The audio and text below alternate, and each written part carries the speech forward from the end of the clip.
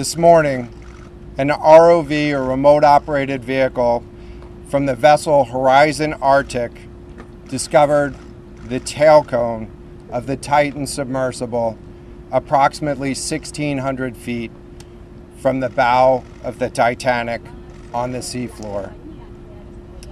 The ROV subsequently found additional debris.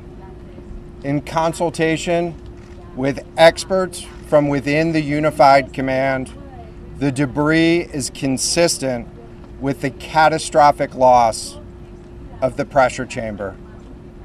Upon this determination, we immediately notified the families. On behalf of the United States Coast Guard and the entire Unified Command, I offer my deepest condolences to the families. I can only imagine what this has been like for them, and I hope that this discovery provides some solace during this difficult time.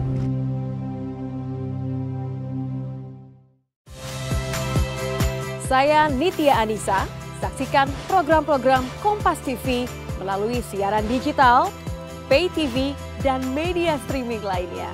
Kompas TV, independen, terpercaya.